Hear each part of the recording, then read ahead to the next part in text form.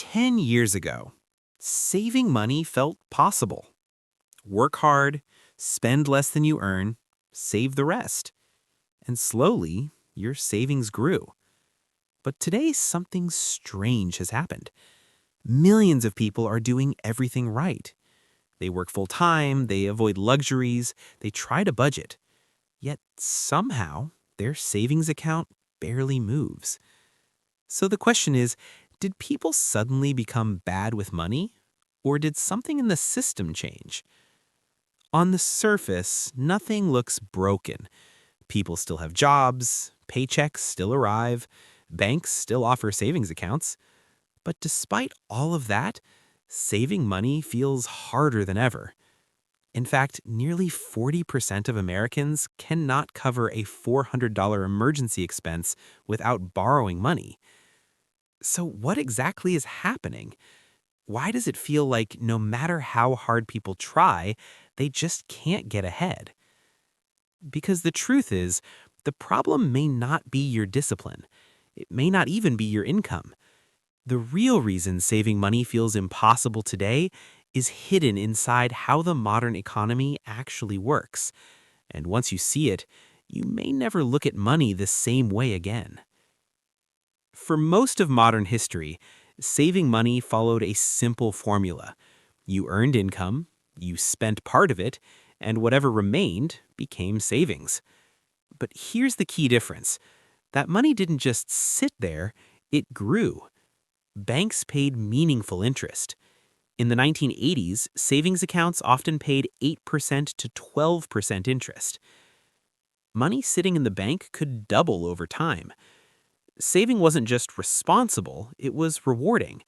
Entire generations built financial security simply by saving consistently. But something changed. Not overnight, slowly. So slowly, most people barely noticed. Over the past few decades, three major shifts quietly changed the reality of saving. First, interest rates collapsed. What once paid 8% became 3%, then 1%. Today, many savings accounts barely keep up with inflation. Second, the cost of living exploded. Housing, healthcare, education, transportation. Over the past 40 years, housing prices have risen more than twice as fast as wages in many countries, which means even when people earn more, their money doesn't go as far. And third, a new culture of constant consumption emerged. Technology made spending effortless. One tap and money disappears. Subscriptions, online shopping, instant payments. Spending became easier than ever. Saving became harder than ever.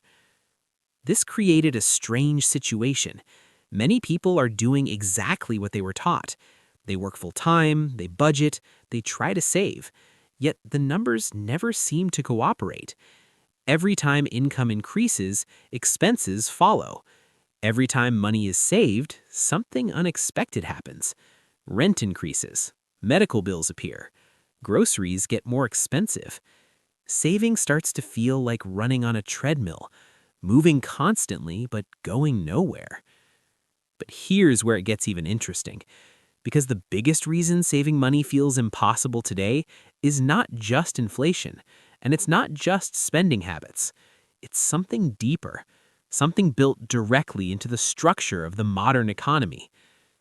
The modern economy is not designed around saving. It's designed around spending and debt.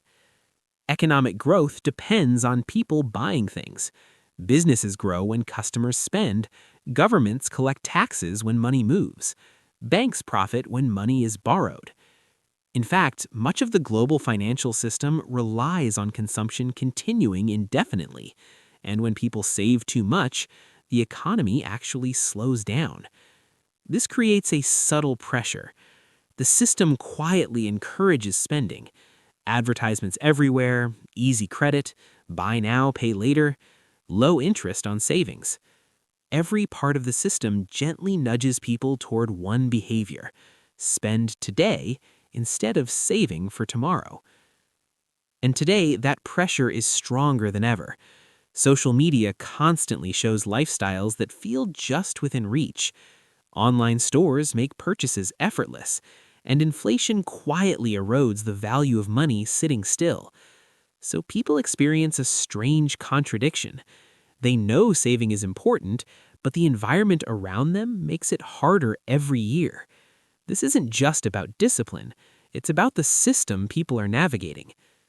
Which leads to an uncomfortable realization. Saving money today may not simply be a personal challenge, it may be a structural one.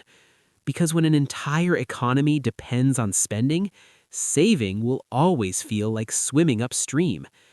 And if the system constantly encourages spending, then saving money today requires something different. Not just discipline, but strategy. So the real question becomes, in a world designed for consumption, how do you build financial security anyway? That might be the most important financial question of our time.